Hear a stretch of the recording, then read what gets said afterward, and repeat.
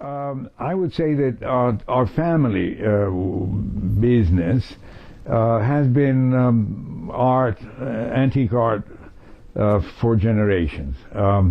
It started still in the 19th century in Florence with my grandfather's uncle. It continued with my grandfather, my father, and they were dealers. They had a very prominent gallery in Florence, which for years was one of the kind of obligatory stops for collectors and so forth. Florence, of course, in those days was much more of an art center for trade than it is now. So I remember in my first days as an apprentice at the Uffizi, being surrounded by wonderful Italian, especially early Italian pictures. It just really kind of they spoke to me in a way that nothing else has ever spoken to me. If you imagine the Italian, that's why in a way I'm drawn to the Italian schools, because it's really not one school. You have to, when you speak of Dutch school, it is in fact the Dutch school.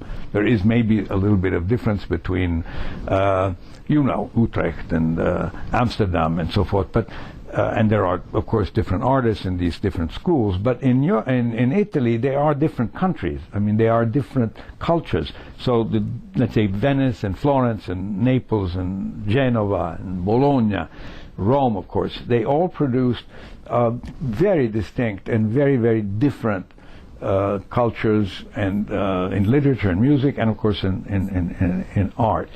That is what makes the Italian field so rich still today, because within all of those different schools are painters, sculptors, artisans who may not be very well known to the general public, but are of the very highest quality. That's almost impossible in other countries where there is a much more formalized, centralized, in a way, court school. In France and in Spain, if it's not Madrid or if it's not Paris, it's provincial. In Italy, there is no such thing as the provinces. They're all countries, and they all have their own capitals and their own culture and so forth. So it's a very rich and very satisfying field. I think that in terms of the market, simply the valuation, I've always felt that valuation of anything is the product of an equation. In other words, so many different factors equal a value. Those factors, of course, are variable, and you have to then factor them in, and then you get a product. It's always been my contention that the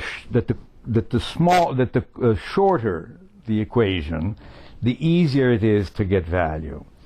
In the diamond trade, you have the 3 or 4 C's, carat, clarity, color, etc. Very easy to work out.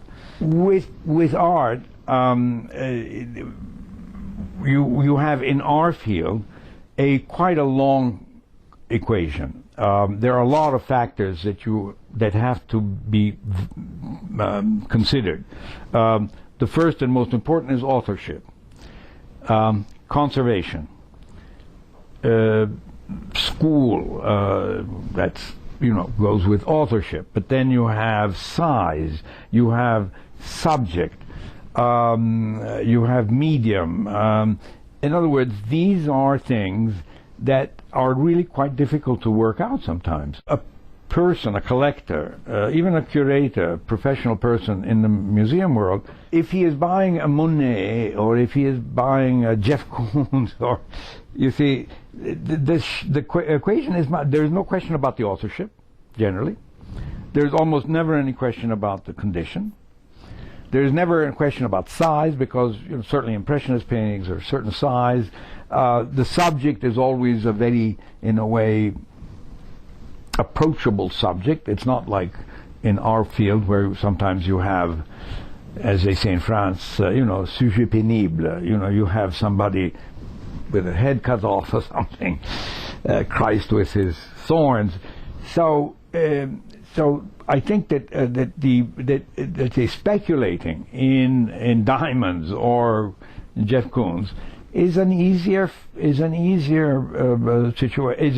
task, and in a way it's a more kind of simple-minded. I mean, in other words, let's say the person who has made a lot of money in some way and doesn't want to think too much about how he is buying art, clearly he's not going to turn to old master paintings. They just pose a lot of problems, and since he doesn't really care, he would probably rather go into something which he can understand much easier. It takes almost no study. You open a sales catalog and there it is, and there's no question. You see? And those, though, who have, in a way, the time, the intellectual curiosity to pursue it, and sometimes the courage to pursue it, in the end, get much greater satisfaction. That's my feeling.